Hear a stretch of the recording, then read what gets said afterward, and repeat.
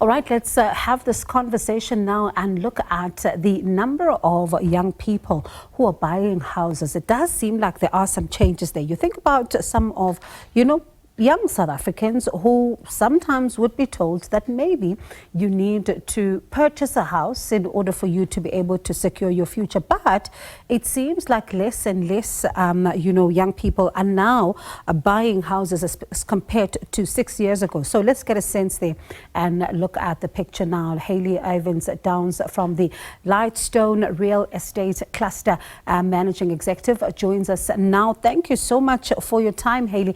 I mean, when one thinks about, buying your own home, it's a big deal. And a lot of young people look forward to this, but it does look like the picture has changed somewhat over 6 years. Tell us more. It certainly has. Thank you so much for the opportunity to be here. So what we've seen is that the properties that are being purchased, the volume is the same, is lower, but we're finding that they're paying more, which is really interesting. There's been a drop in the number of the percentage purchase in terms of the age group, and the age group that we're looking at is under your 35. So you're 26 to 35, and we're seeing a drop there basically from 36% to 25%. We're seeing a drop in terms of the numbers. So really interesting in terms of that change. And obviously from 2018 to 2023, we've been through quite a bit of change.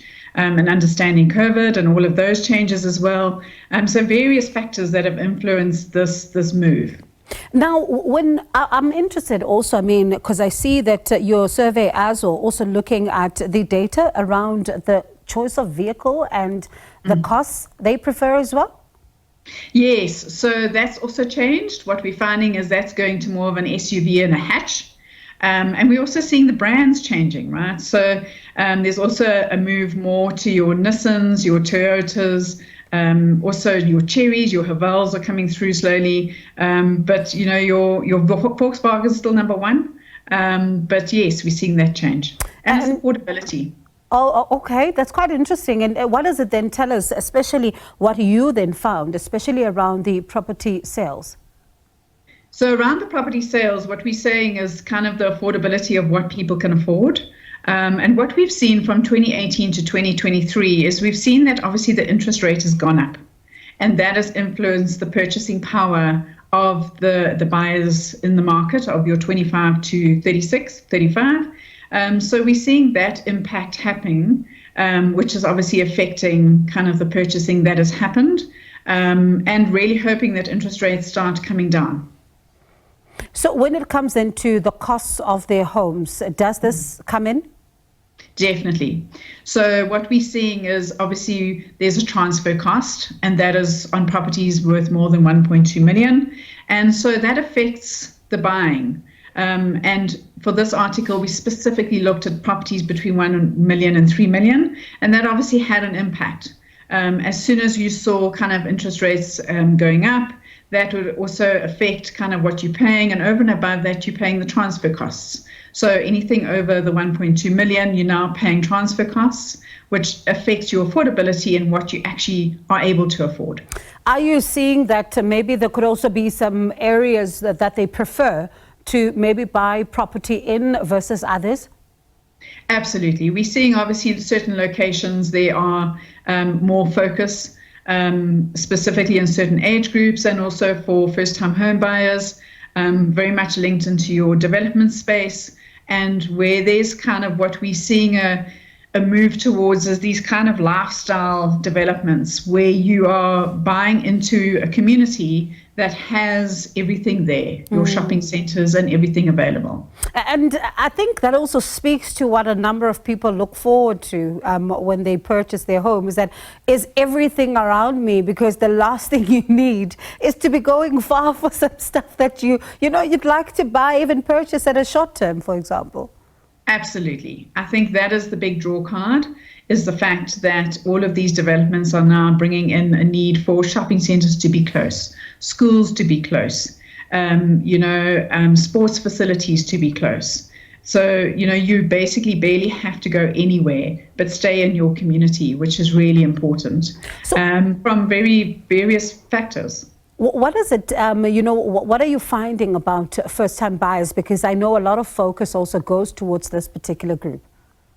So first-time buyers, there's about 70% of buyers under the 30, what we were looking at under 35, that are first-time buyers within that bracket. And they essentially, when they come into the market, they're also obviously very mindful of what they can afford. So when they are looking at what they're wanting to purchase, they need to assess what they're going to be paying, the costs, possibly getting finance for it, and what they will have access to essentially. And linked into all of the costs is obviously the sustainability of it. A lot of developments these days are having solar as part of it, which is really helpful in terms of cost of electricity. So all of these factors come into play when you're buying your first home.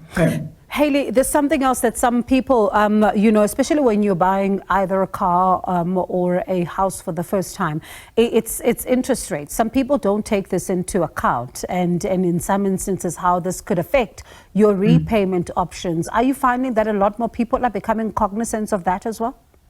Absolutely. So interest rates it's a real big trigger. It's your cost that you're going to be paying on the finance that you've taken out. And we've seen interest rates really squeezing the property market over the last 2 years. The property market was really buoyant 2021, 2022, when interest rates were at a low of 50 years. It's now obviously gone up. So we're really hoping that it starts coming down just to increase property purchases and get the market buoyant again. All right, appreciate your time this evening, Hayley.